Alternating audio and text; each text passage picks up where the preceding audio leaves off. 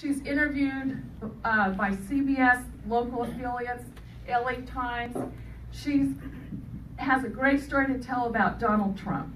So I'll turn this over to Agnes Gibboney, our angel mom with the Remembrance Project. Please give her a round of applause. This is very hard what she does. I want to tell you a little bit about myself. I was 2 years old when my parents left Hungary. I was born in Budapest, Hungary. And my brother, my father, my mother, and myself. The first time we crossed the border, my parents were arrested because I woke up in the middle of the night crying. So they attempted again in January of 1957. This time they gave me something to sleep. And it was safe for them because my mother had a best friend who worked in a pharmacy, so she mixed it for me. My parents were successful in crossing into Yugoslavia, and their dream was to come to the United States. But because my father was born in Yugoslavia, they wanted us to stay, and my mother said no. So they wouldn't allow us to go to the American Embassy to come to the United States. And they gave us three choices: South Africa, my mother said forget it.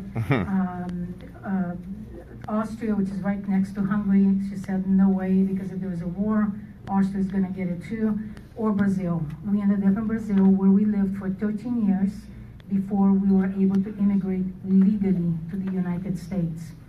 My father had a job contract. We had to follow all the rules, go through very background investigation, by the American Embassy. Please share this, everyone. You're hearing the story of a legal immigrant who lost her son to an illegal alien. The ones you provided, they went around and asked.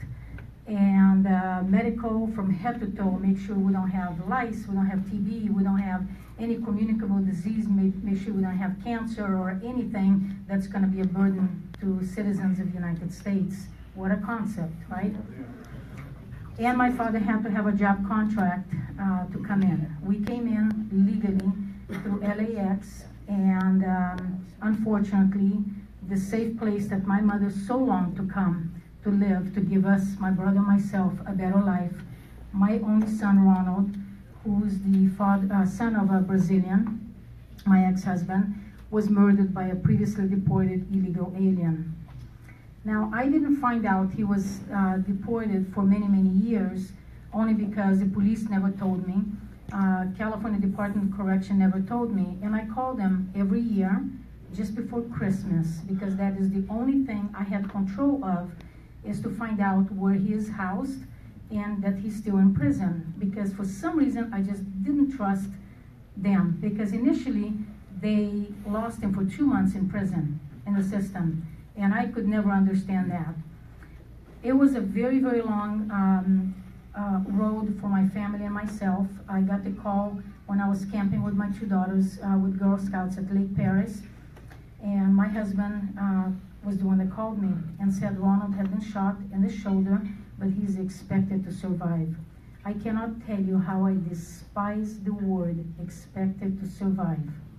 Anytime there is a shooting, there is a stabbing, the media or the newspaper will say the victim is expected to survive. Well, my son did not survive his injuries because the bullet that entered the right shoulder severed the main artery, and he died in surgery 3.5 hours later, unbeknownst to me, until I got home and my husband met me in the hallway, gave me a hug and said, I'm so sorry. And I said, no, it's okay. I just want to be in the hospital to be with Ronald, so when he's done with surgery, he can see me and he won't be scared, because my son he was petrified of needles. So I could only imagine the panic that he was in. And he held me back and he said, you don't understand, Ronald didn't make it. The very first thing I felt was as if somebody poured a bucket of hot water on my head. It just went down. I became incredibly disoriented. I walked in my walk-in closet to pick something to wear. I walked out, I couldn't find anything. I called my mother, and it was the most horrific thing to listen to my father ask for his first grandchild, how is Ronald, how is Ronald? And my mother is asking me how he is, but I couldn't say he died. Because if I said he died, that would have made it true. And final, I said Ronald is gone. And my mother said, geez, don't joke like that. I says, I have never joked about anything serious in my life. But Ronald is no longer here. And the next call I made was to Brazil to let his father know. I was very angry with him. For some reason, I took it out on him, whatever. But I went to the hospital and still waiting to hear that this was a mistake. This was not my son. My husband was the deputy chief of El Monte PD, where my son was killed. They called a unit, took my 2 daughters and my mother down to County USC. And one thing I asked the 2 officers that were downstairs. I said, did my son say anything? All I wanted to hear is for him to say, your son said, tell my mom I love her. And he said, no, ma'am. He opened his eyes and he closed and he passed out. He was lacking oxygen. I live with that every day, longing for him to say something that he never could. We went upstairs to the 2nd floor and walked into another room, and I thought they're gonna ask me who this individual is to me. I'm gonna have to fill out paperwork.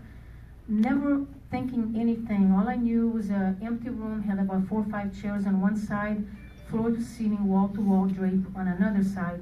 And I'm talking to the 2 deputies, 2 officers there without thinking. I was just very normal, and I'm thinking I'm gonna be looking at somebody else's dead body because it isn't gonna be my son. They probably had his wallet with somebody that looks like him. I thought of every excuse imaginable. Well, the officer stood to the side holding his clipboard and said, Mrs. Gibboney, your son is behind the drapes. I almost fainted. I had to sit down and I said, I gotta be strong. I gotta do this for my son, if that's who's here. This is what and he opened the drapes. we were fighting for these parents. We were fighting against illegal immigration. To the window, and as he opened the drapes, I could see my son's face. His eyes still taped, still intubated, with a smudge of blood over here. And I almost broke the glass, banging on it, begging him to wake up. Because you see, if you knew Ronald, he was a prankster. He liked to play games. And I honestly thought this was just another game. He never moved. And I said, can I please touch my son? No, ma'am. He is evidence. So from that moment on, I was not allowed to touch my son, even though many hands touched him during surgery. But that's very cruel to a mother, not to be able to touch her son. The next time I saw him was in the morgue, and the mortuary, cold and clammy and hard, and it was just absolutely devastating. I made it through that first year. I don't know how that year came and went. The next year is when it finally hit me that my son's never coming back. When I had Mother's Day again, actually I buried my son a week before Mother's Day. So you mothers can only imagine how my Mother's Day has been since for the past 15 years. People say, oh, you heal, time heals everything. No, it doesn't. That's really offensive. Time doesn't heal anything like this. Time will never heal a mother's broken heart longing for her child. Never. That's just a myth.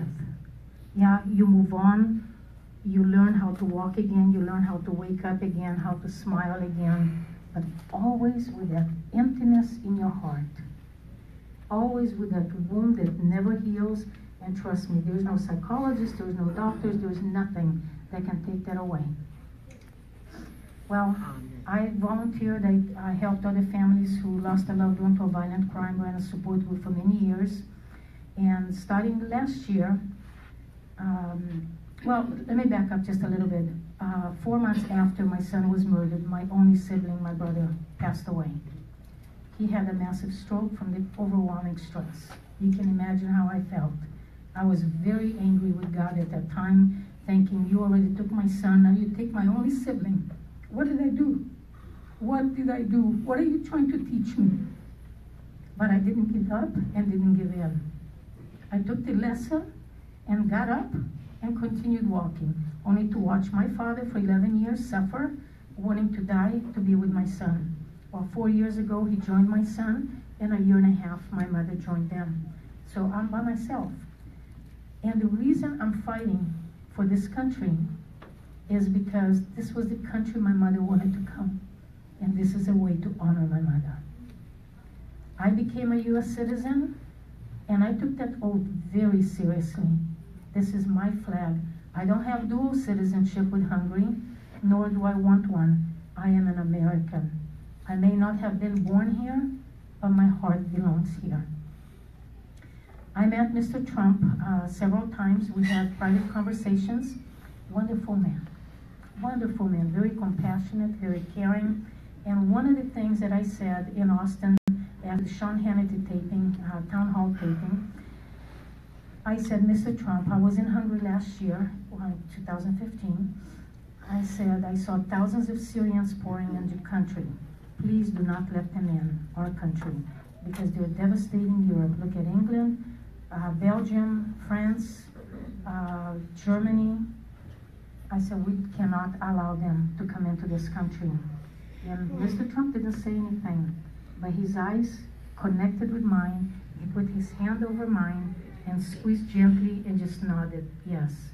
So when his travel ban was passed, and I go, there, that has my name on it. This is a video, everybody, you need to share this.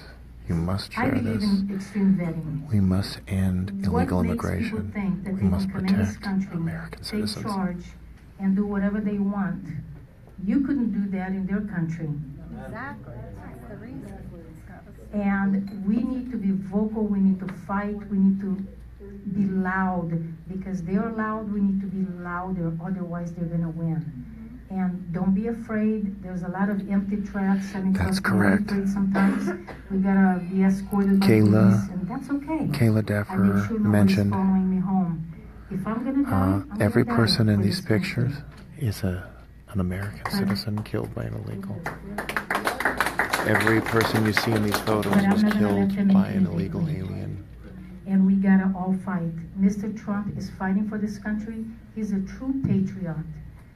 He is really honoring this country like an American honors this country. And I know there's a lot of people trying to bring him down, but we're not gonna allow that. I went, April 27th was my son's 15th anniversary. Could you be my cameraman? I was invited to go to Washington, D.C. to speak before the Senate Judiciary Committee as an expert witness on border security. What better way to honor my son?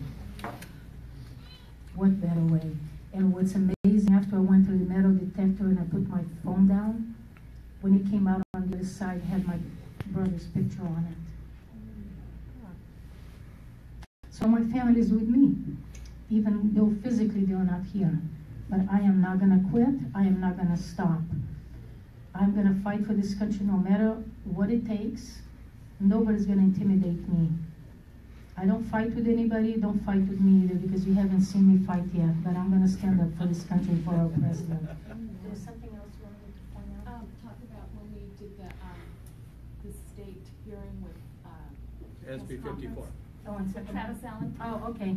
Yeah, I was invited also to speak at the Public Safety Commission the week before in Sacramento, Travis Allen, Bill 1252, and had a lot of interviews. It's just really amazing how if you're a victim and you're a legal immigrant, most of the press or media do not want to interview you because it goes against their agenda. And I kind of sit back and laugh, and I thought, what better story? Here I am, a legal immigrant. Here I am, an illegal murdered my only child, my only son, and they don't want to interview me. That's okay, because I'm still getting my point across. And they're going to hear it one way or the other. This is not about my son. This is about all these lives and the thousands of others that we don't know about. Because the government does not tell you who's illegal and who's not. Now, under Trump, we're going to find out. It took me 11 years to find out that the guy that murdered my son was here illegally. 11 years. And interestingly enough, December 24th, well, December 24th, I got a letter from California Department of Correction, and I know thousands of victims out there, hundreds and hundreds of victims through the years, and I asked each one of them, I put it on Facebook, I said, did anybody get this letter from California Department of Corrections? Nobody did, but I did. So I wonder if I'm being flagged with California Department of Corrections, with the VINE program that ended here in California. VINE is a victim offender education information. They have no information on my son's killer anymore. And I got that letter on December 24th. You have never seen me cry like a baby like that day. And I told my husband, do they really have to send this out just before Christmas? But this is what they do. And I am not gonna let myself be intimidated by California Department of Correction or anybody.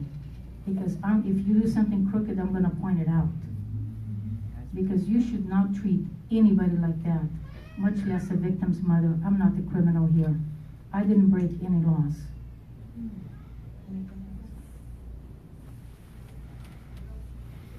If you guys have any questions, any comments, there are no difficult questions or hard questions. The worst already been through. We'll do questions. I'm going to just make it a quick statement. Are you hearing questions now? Just Maria, I talked to Maria Espinosa today, and she wanted the club to understand that Agnes was never allowed to give her victim statement in the court system. And Maria is going to work diligently and make certain that that day becomes a reality for you. Because that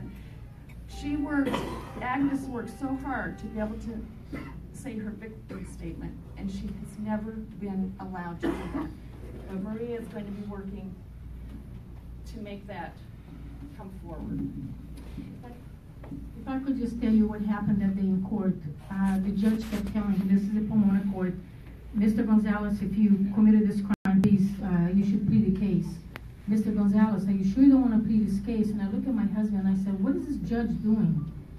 Third time, Mr. Gonzalez, you should plead the case, because if you plead the case, you're still going to be young enough to come out and still have a life. You still be young enough. And I'm looking at my husband and I says, I just don't believe this.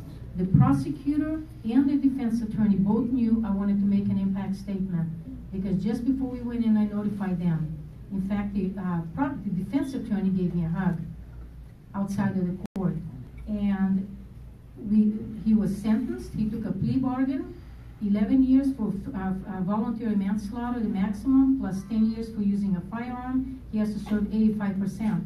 And I asked the prosecutor, I says, do we come back after lunch so I can say my impact statement? His answer was, no, he's gone. I says, no, he's not. He's downstairs in the holding unit. When all the inmates and all the cases are done, that's when they get taken out in the bus together. And he says, no, we don't have the funds to bring him back up. What? I contacted Steve Cooley. He put me in contact with Janet Moore, or Janice Moore, or Janet Moore, his right-hand operations. That's when they missed him, lost him in court, in prison for 2 months. They didn't know where he was. And then she came back and said, well, the 120 days is already expired, so you have, we can't bring him back up. I said, I'll drive myself up to Susanville. I'll pay all my own expenses. Just let him sit in front of me so I can tell him who he took. And she says, we can't do that. He has rights. And I says, what about my rights? This is how victims are treated often in courts. Maria Espinosa is going to work to remedy that, and she wanted me to make that announcement today. Of course, our system is run by agenda-driven judges and prosecutors. That's how we are in this predicament, where illegals really have more rights than we do as citizens. They have special privileges. Yes, and there is Mike's handy sign. Please use that number. Use it often. Call this guy, everybody. We have a new sheriff in town, Donald Trump. Yes. So please make wise use of that phone number. Maria Espinosa, I spoke to her today. She has established a Washington, D.C. office now that she has an advisory role with the Trump administration, and she wanted me to make this statement. We have a president who has vocalized his America First agenda. And now, except for a handful of people, both parties and the media are doing their best to stop this president. Here's what she said, and again, she's an advisor within the Trump administration. President Trump needs our help. And she said, please join us. And she said, remain engaged. President Trump needs to know we're out here and that we support him maybe as high as 100%. I know I do. Yep. So you can visit the website, theremembranceproject.org. I also have business cards with that on. Maria will be putting on in October a second national conference. As we said last August, she got Donald Trump as the keynote speaker. So she expects it will be in October in Washington, D.C., and it's going to be spectacular. So you can visit the website to join us and make donations. And again, I have my business card with the website on it. So if there's any questions, I'm going to turn the mic over back to Agnes. I have a question. My name is Daryl Martin. I live here in Torrance, California. I know what it's like to lose somebody. It's hard. And how can I help you fight illegal immigration? You want to record it? Recently, I got into a fist fight with an illegal immigrant over illegal immigration. It happened to me in person. I was attacked for being a Republican. This individual was really violent, and he was an illegal immigrant. And after that, I just decided enough is enough. I don't want to be treated like a victim. I don't want to go out there and be attacked for being Republican anymore. I want to start defending myself. And if they want me to, and if they want to take me to jail, you go right ahead. I don't care, because I can't take it any longer. I'm just to my boiling point, but I want to do it right. So how? I don't want to do it the wrong way. I am so sorry what happened to you. It shouldn't have happened. It should have never happened. I know it shouldn't, but it's happening. So Daryl, let her answer the question. Yeah. What I would suggest to you, don't get engaged to the point that you're going to fight, because that's not productive. You don't want to endanger yourself, put yourself at risk, or end up in jail. If they start fighting, just walk away. You're not losing anything. They are. And remember, they have nothing to lose because they commit a crime, and what do? They cross the border. Yeah, they cross the border. So you need to protect yourself first. But how can I help your organization? What can I do for you? I'll give you the website. You can donate and get involved. I'll give you Can I a come to your rallies? Absolutely. Yeah. We need everybody to come to our rallies. Please. Yes, please. Yeah, contact Robin. We have, she does tremendous rallies. We Yeah. always need people to join us. Okay, perfect. Christine, go ahead next, Thank you, Ms. please. Singh. She's next. Can I just say something? Let her go first, okay? Shh, guys, please don't talk while she's talking. Christine, go ahead, please. Okay. My question is, do you have a website address for this list, name of the people, so we can share? Yes. On our Facebook. We have that list, so you can I provide will that. give you the website. I'll hand out my business card with the website address on it. Okay, that's great. That's random. I'll get to you in a second. Yes, the question back there. Yes, my name's Randy. Have you guys been on the Doug McIntyre show? Yes. Yeah, okay, great. Because he's really strongly anti-illegal Yes, he's immigration. awesome. Hey, how you doing? If you could do a rally at one of the Westwood malls, would you like to do it that way? Robin? In a mall, they have free speech zones, and you could make a presentation. Yes, we would definitely stage a rally there. We also stage at city council meetings, county board of supervisors meetings. We also go to elected officials' offices. This Monday, actually, there is a hearing in Los Angeles for the killer of the 5 Americans. Kevin De Leon's office is 2 miles away. We're going to go visit him after the hearing and talk to him about what happened to his constituent. So we go to elected officials' office, city council meetings, and we would love to do a free speech zone Do event. in conjunction with voter registration, if we convince people? Yes, we would love to do something with voter registration. We're very supportive of law enforcement, and voter registration would be great. Religious groups. Yes, absolutely. Okay, wonderful. Okay. If you guys want to do any fundraisers to donate to Remembrance Project, it's a very easy website, the remembranceproject.org. It's tax deductible, so please help. Yes, somebody had a question? Yes. The individual that do they sell it? The individuals that do? Yeah, Pedro. I will give you contact information if you want a shirt. Come. Yeah, yeah, she'll give you the information. Take it now. Any other question? Any other questions? Any questions, comments? Yes. I didn't fully understand what you said. I understood that they sent a letter on December, you received on December 24th about not knowing the whereabouts of the No, killer? the letter in the December 24th was to tell me that Vine program is not effective in California anymore, but everybody that I talked to, for their cases, it is. So I need somebody to look into that as to why in California. I always got information from Vine regarding the inmate that murdered my son. Now they have nothing. It's completely clear. They completely wiped it out. So who did that? California Department of Corrections. And as of last year, you're not allowed to call in. There was an 800 or 888 number that you call to get information on your inmate. You cannot do that anymore. You have to write in. So the only thing that I have control of was to call, to make those calls once a year as a gift to me. I can't do that anymore because they took that away. Are there any other questions? Okay. Any other questions? Thank you so much for Please your give her attention. a round of applause, please. If you have any questions or want to talk to me about it, okay? Thank you so much. Hey folks, my name is Raul Rodriguez and I'm the California coordinator for America First Latinos. And I'd just like to say that every one of you has a gift and a talent. We need you to help us. We need to reclaim this state of California and the country that we all love. I'm a very proud American and we need to fight together.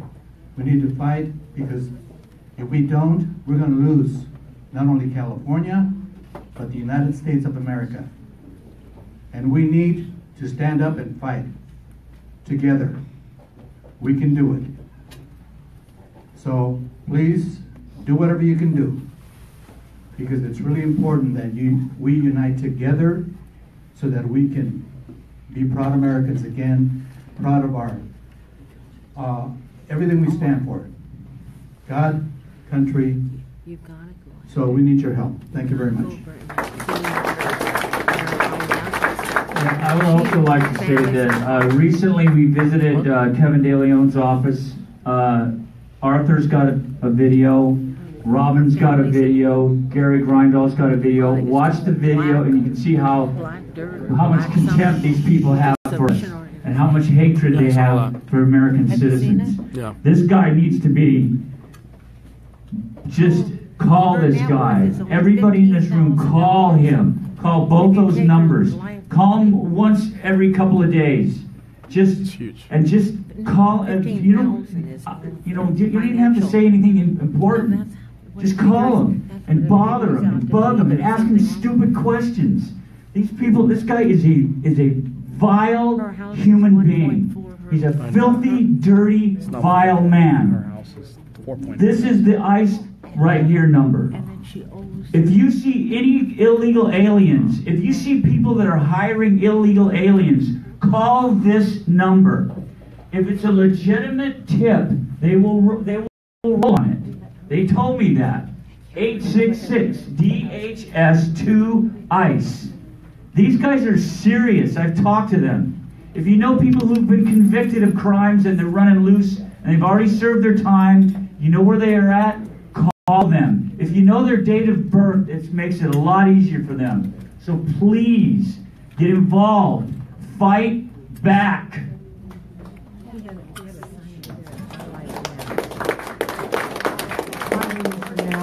I just want to say to the young man over there, my husband was an immigrant too. It took him over 2 years to get his papers. And I remember I went down to immigration on Los Angeles Street. I stood in line with him. They come out to your house and we went through the whole thing. But you can file a complaint and they have a form that you fill out. Because when they're here, they're not supposed to get in any trouble. You can file against his immigration papers and they have a sponsor. So anybody out there, if you get into them with on the street, if they have a license number or something, you can report them. And just like you report turning yourself to the bar, you can report them to the immigration office. And that will go in their record, and hopefully it'll stop them from getting their citizenship. I remember that. So, this is a lot to take on. It's a heavy meeting, but excuse me. I'm usually not this extra about it, but it's not chatter time, okay? Okay, we had a mother here. If you guys want to talk, do it outside, okay? Because one mother lost a son, okay? And Janice, I didn't want to put you on the spot, but I know you lost a nephew too, me too.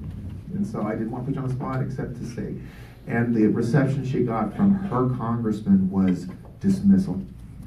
And I asked Agnes's permission because I don't want to, there are so many lives lost, and there's one more life. It's my fault. I didn't bring a shirt. It was a young boy named Ruben Morphine, 13-year-old boy.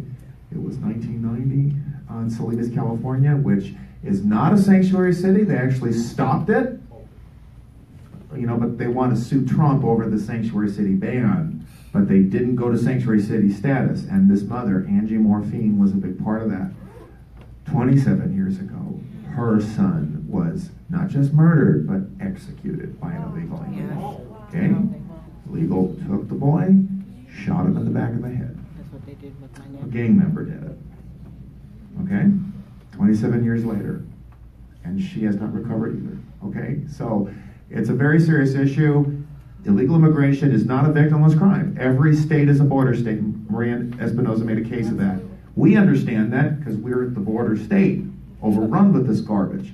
But you have illegals killing Americans in every state, from Rhode Island to Arizona. Okay?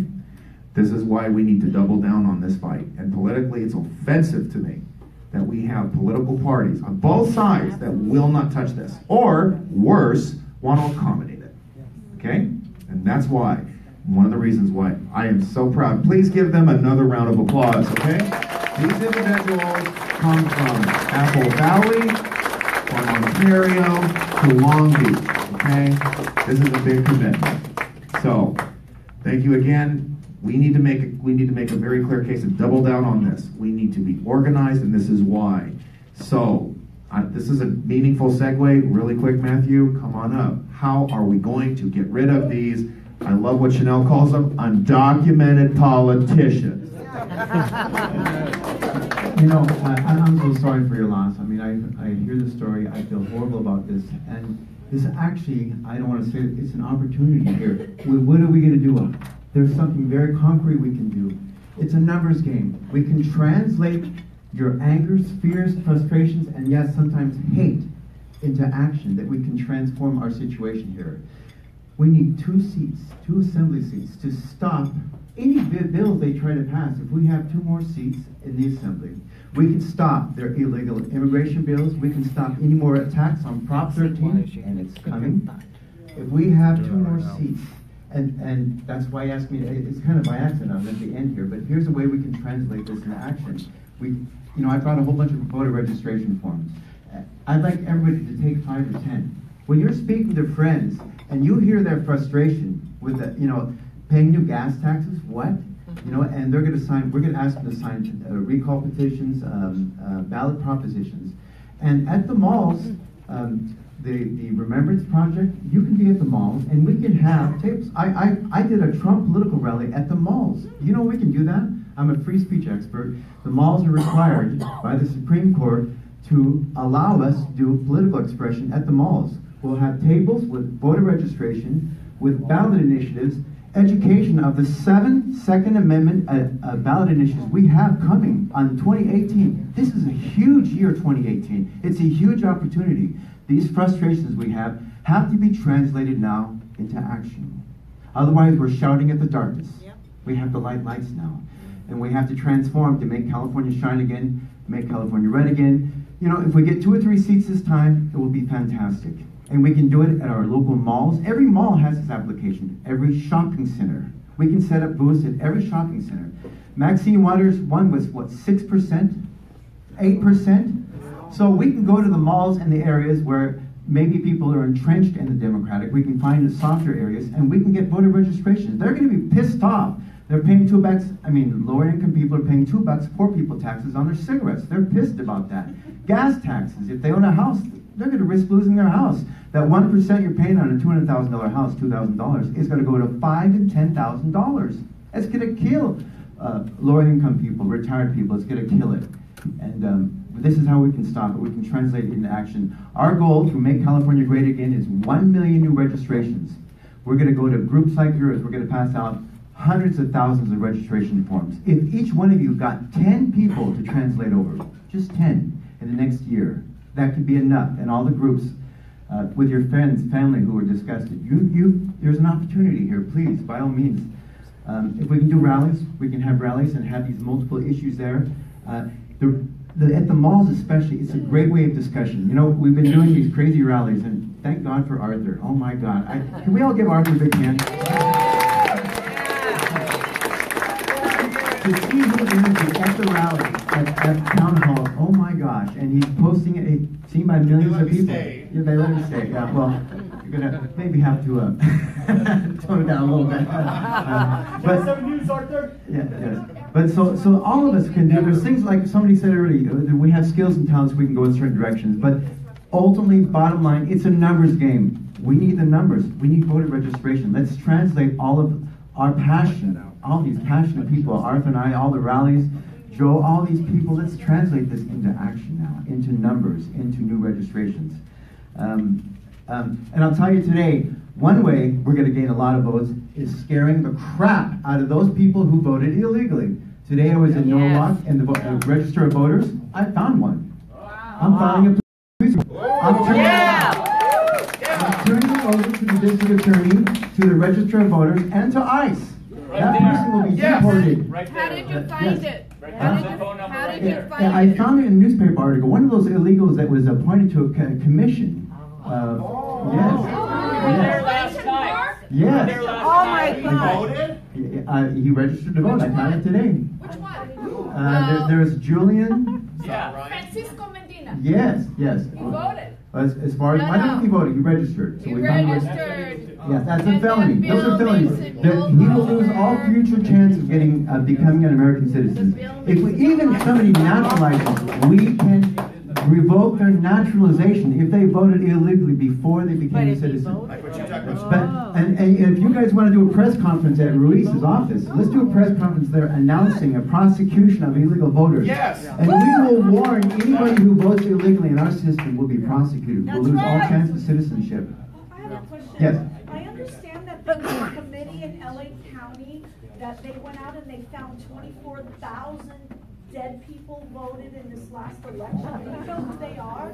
Who were they? Who were the ladies? I don't know about that. We can't get them deported though. They've already met the yeah. So let me see. Well, it's just a numbers game. We're the lights. You know, don't wait. If you take voter registration, just have them in your car with you. If you can find people, just don't wait for that. There's some training. You know, I got a lot. I just hand them out. It's not complicated. There's just a tad of training about this. But if they do it wrong, they sit in it themselves. It will be sent back with corrections to be made. But just take that opportunity. It's a numbers game. It's time to take action. Let us be the individual lights. We're the one. To quote a famous saying, "We're the ones we've been waiting for." All right. So all these great leaders, all the great passion. Let's translate it now into action. Let's make California great again. Okay? Yeah. It already feels greater again. Okay? And I get crap from the left about, well, America was never great. Excuse me. The fact that you live in this country and have a phone that has everything in the world in it, and that's a product of this country, you're going to get, when I get these La Raza creeps who run after me now, and they are fun to mess with. And then all I have to do is say, what would you like to tell Ronald Da Silva? Oh, I'm sorry, you can't tell him anything because he's dead. Shuts him up. And I want to do that. They've tried to shut us up for 8 years, now we're shutting them up. Because they have nothing to say. You know what Kevin DeLeon said at the in Riverside? I said, where is my son's sanctuary city? Where was my family's sanctuary city? Yeah. He said, oh, but honey, he held my hand and said, but honey, he's going to be deported when he gets out. I says, no, he isn't. Not according to SB 54, he is not. That's right. And he walked away then. That's right. Good. And so we're going to make sure, so we are putting this momentum together. There's a lot of people you need to connect with. So with that, please make sure to tip your waiters and waitresses. I am urging you, contact Robin, speak to Agnes. Anybody, you can talk to me, talk to Claude afterwards. There's a lot of catching up. And really quick, I just want to quickly honor, here's Alma Navarro. Just stand up really quick. He's the one going after the crazy black lady. We already found out where she lives. We did a press conference. Your press conference has gone national. And what's the signature issue? Illegal immigration. Yes. Decimating black communities, Hispanic communities. And you know what? I'm agreeing with you, Chanel. Because there's no justice, I don't think she should get a paycheck. That's right. And you'll get it, Omar. Thank you so much for being here. Thank you. Hey, folks, we have a list here of activists. If you want to get involved, I can pass this around. You can sign the information on there, and we can Robin will call you, and we'll get together with you if you want to help out. Okay? So if you're ready, I'll just